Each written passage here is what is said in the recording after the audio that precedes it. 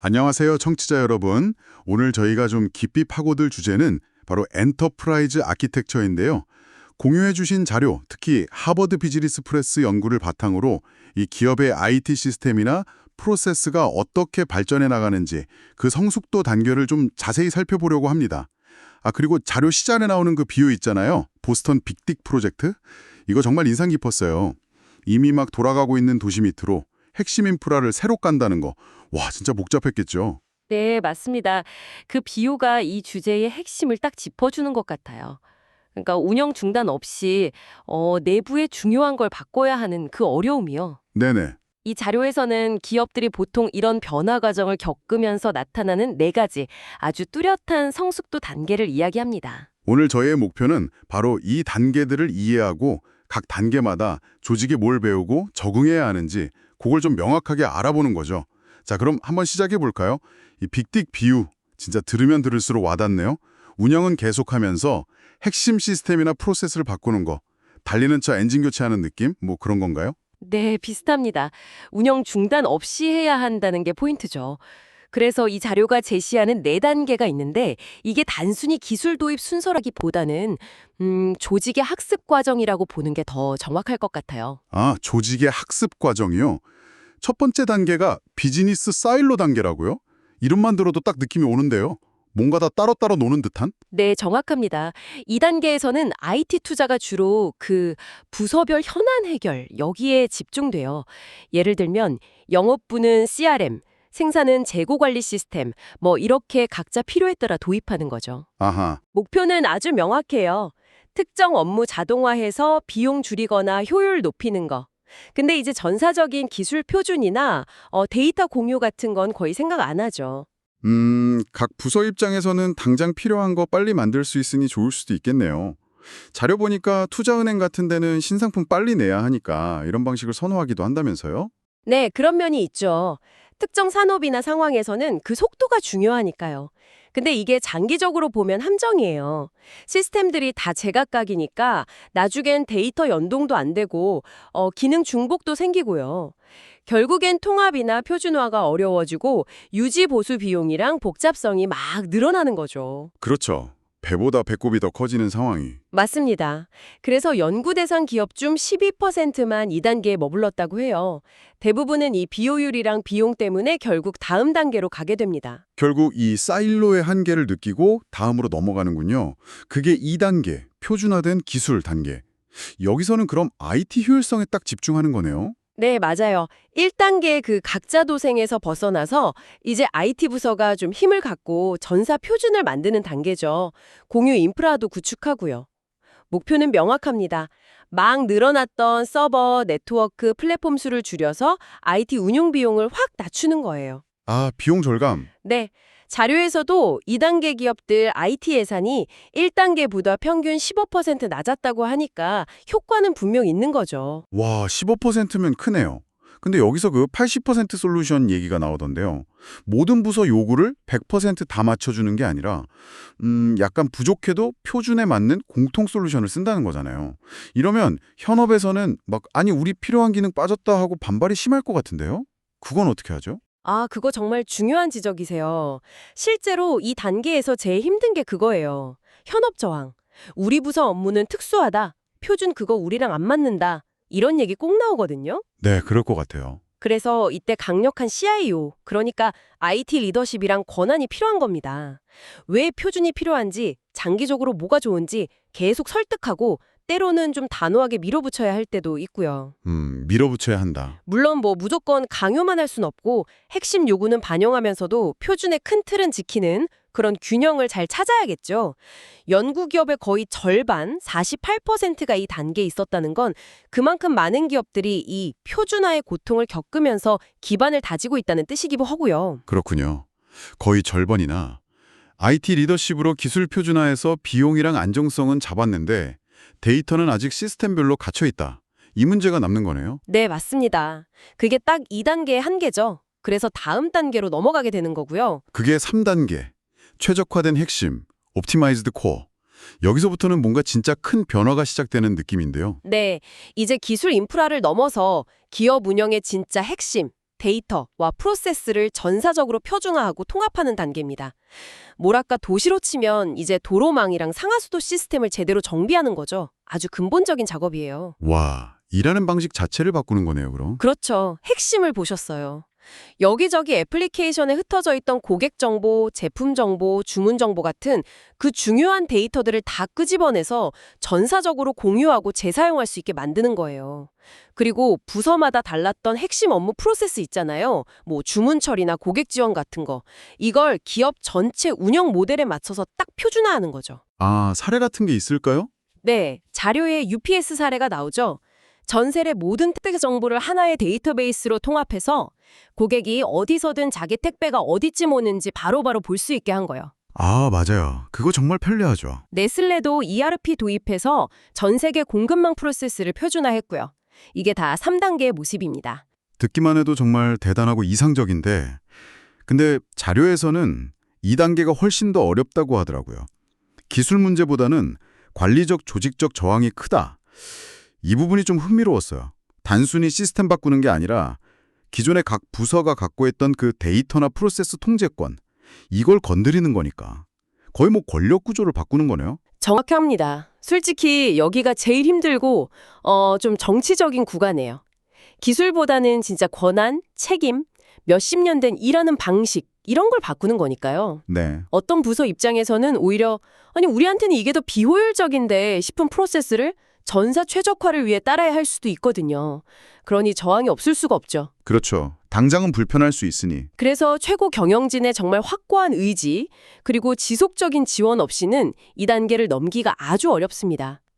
영국 기업의 34%가 이 힘든 전환 과정에 있었다는 게 이 단계가 얼마나 어렵고 또 중요한지를 보여주는 거죠.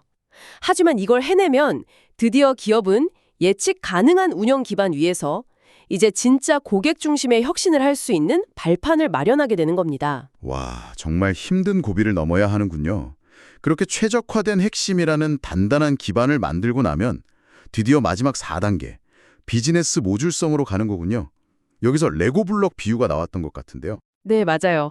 가장 진화한 형태고 연구 대상 기업 중에서는 단 6%만 도달했다고 하죠. 3단계에서 잘 닦아놓은 그 핵심 데이터와 프로세스라는 기반 플랫폼 위에다가 이제 독립적이고 재사용 가능한 비즈니스 기능 단위, 그러니까 모듈들을 마치 레고 블록처럼 올리는 거예요. 그리고 필요에 따라서 이걸 조립해서 쓰는 간식이죠. 모듈, 레고 블록. 여기서 중요한 개념이 느슨하게 결합된다, 루슬리 커폴드라는 건데요. 각 모듈, 그러니까 블록들이 서로에게 덜 의존적이라는 뜻이에요. 그래서 하나를 바꾸거나 추가해도 다른 데 영향이 적은 거죠. 웹 서비스 같은 표준화된 연결 방식을 써서 이 모듈들을 쉽게 붙였다 뗐다 할 수 있게 만들고요. 와, 진짜 유연해 보이네요. 그러면 전사 표준이랑 데이터 통합은 그대로 유지하면서도 특정 시장이나 고객을 위한 맞춤 기능을 모듈로 빨리 만들어서 붙인다거나 아니면 외부 파트너 모듈을 가져다 쓸 수도 있고요. 자료에 나온 ING 디렉트 은행 사례가 딱 그런 건가요? 네, 정확히 그거예요. ING 디렉트가 표준화된 핵심 뱅킹 시스템 위에다가 여러 금융상품 모듈을 정말 빠르게 추가하면서 시장 변화에 민첩하게 대응했죠. 아하. 그럼 이게 정말 궁극적인 목표 상태라고 볼 수 있겠네요. 그렇죠. 이 단계의 핵심 목표는 전략적 민첩성을 극대화하는 겁니다. 잘 만들어진 핵심 플랫폼 위에 검증된 모듈들을 착착 조합해서 새로운 서비스를 시장에 훨씬 빨리 내놓을 수 있고요. 변화하는 비즈니스 환경이나 지역별 특수 요구사항 같은 거에도 아주 유연하게 대응할 수 있게 되는 거죠. 네네. 물론 그렇다고 모듈을 막 아무렇게나 만들면 안 되고요. 오히려 더 복잡해질 수도 있으니까. 어떤 걸 표준 모듈로 관리하고 어떤 걸 로컬에서 좀 자율적으로 개발할지 이런 거에 대한 명확한 규칙, 거버넌스가 반드시 필요합니다. 그리고 중요한 건 4단계가 3단계를 없애는 게 아니라 3단계라는 탄탄한 기반 위에 세워지는 확장 개념이라는 거예요. 아, 기반 위의 확장. 알겠습니다. 단계별 진행은 이제 좀 그림이 그려지는데요. 근데 자료에서 유독 이 단계를 건너뛸 수는 없다고 강조하더라고요. 왜 그냥 바로 3단계나 4단계로 가면 안 되는 걸까요? 시간이나 비용 아낄 수 있으면 좋을 텐데. 그게 이 연구의 정말 중요한 발견 중 하나예요. 각 단계는 그냥 새 기술 시스템을 사는 게 아니라는 거죠. 그보다 훨씬 중요한 눈에는 잘 안 보이지만 조직적 학습이라는 과정을 꼭 거쳐야 하기 때문입니다. 조직적 학습. 네, 기술이야 돈 주면 살 수 있죠. 근데 그 기술을 제대로 쓰기 위한 새로운 일하는 방식, 관리 프로세스, 의사결정 체계, 그리고 특히 중요한 게 규율, 디스플린을 존중하는 조직 문화. 이런 건 하루아침에 안 만들어져요. 이 학습에는 시간이 꼭 필요하다는 겁니다. 아, 그러니까 기술 도입 속도가 문제가 아니라 조직 전체가 그 변화를 받아들이고 새 방식에 적응하는 속도, 그게 병목이라는 말씀이시군요. 정확합니다. 조직 역량이나 문화는 아직 1단계 수준인데 갑자기 3단계 수준의 통합된 프로세스랑 데이터 관리를 요구하는 ERP 시스템을 덜컥 도입했다고 생각해보세요. 네. 기술은 준비됐을지 몰라도 사람하고 조직은 아직 그 변화를 감당할 준비가 안 된 거죠. 자료에서도 몇몇 기업들 ERP 도입 실패 사례가 나오잖아요. 그게 다 이런 맥락입니다. 그렇군요. 실패 사례들이. 네. 결국 기술 도입 속도가 아니라 조직이 배우고 적응하는 속도가 전체 진행 속도를 결정하는 거예요. 각 단계를 차근차근 밟으면서 필요한 역량, 경험, 문화를 쌓아야 다음 단계로 성공적으로 갈 수 있다는 거죠. 기술뿐 아니라 사람이 배우고 적응하는 시간이 반드시 필요하다는 점. 와, 정말 중요한 지적이네요. 그리고 이 단계를 거치면서 조직의 유연성의 성격도 달라진다고 했죠? 그것도 좀 흥미로웠어요. 아, 네, 맞아요. 그것도 중요한 포인트입니다. 처음 1단계에서는 각 부서가 마음대로 할 수 있는 국소적 유연성은 높은데 전사적으로는 뻣뻣하고 2, 3단계를 거치면서 표준화를 하니까 전사적 유연성은 높아지는데 대신 국소적 자율성은 좀 줄어들고 그러다가 마지막 4단계 모듈성에 가면 비로소 국소적 요구 대응, 모듈 조합, 과학, 전사적 통합, 핵심 플랫폼을 다 갖춘 그러니까 두 가지 유연성 모두 높은 수준이 된다. 이런 흐름인 거죠. 네, 맞습니다. 그 변화 과정을 이해하는 게 중요해요. 각 단계마다 필요한 학습 내용이 다르거든요. 예를 들어 IT 투자를 보는 관점이 변하잖아요. 처음엔 비용 절감이었다가 프로세스 효율화로, 나중엔 전략적 민첩성 확보로, 또 자금 지원 우선순위 정하는 방식도 달라지고 리더에게 필요한 관리 역량도 달라지고요. 자료표 4-1에 이게 잘 나와 있습니다. 이런 학습 내용과 함께 유연성이 어떻게 변하는지를 알아야 한다는 거죠. 결국 시간을 들여서 조직 전체의 역량을 체계적으로 키워나가는 그런 여정이라고 봐야 합니다. 자, 이 모든 내용을 종합해 볼 때 이걸 듣고 계신 청취자 여러분께는 이게 어떤 의미가 있을까요? 이 4단계 모델은 그냥 이론이 아니라 우리 회사의 현재 위치를 진단하고 앞으로 나아갈 길을 그리는데 꽤 유용한 틀인 것 같아요.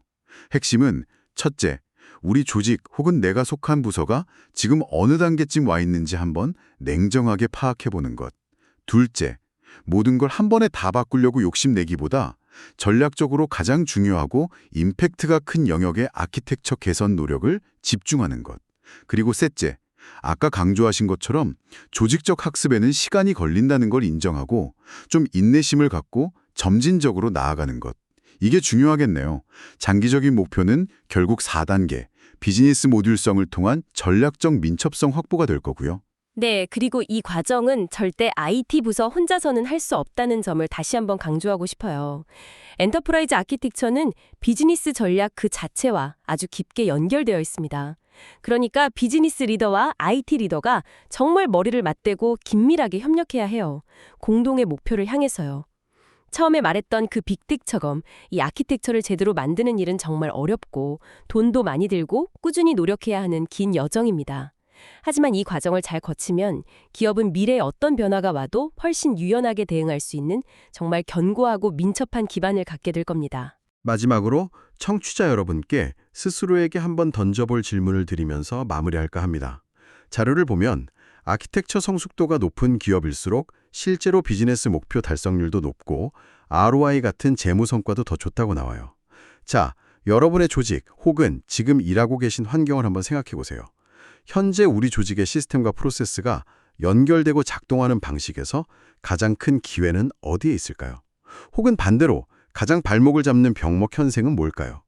그리고 오늘 우리가 살펴본 이 성숙도 경로를 따라서 한 단계 더 나아가는 것이 우리 조직의 어느 부분에서 가장 큰 가치를 만들어낼 수 있을지 한 번쯤 고민해 보시는 것도 좋지 않을까 싶습니다. 오늘 저희가 준비한 깊이 있는 이야기는 여기까지입니다. 여러분의 생각에 작은 불씨가 되었기를 바랍니다. 함께해 주셔서 감사합니다.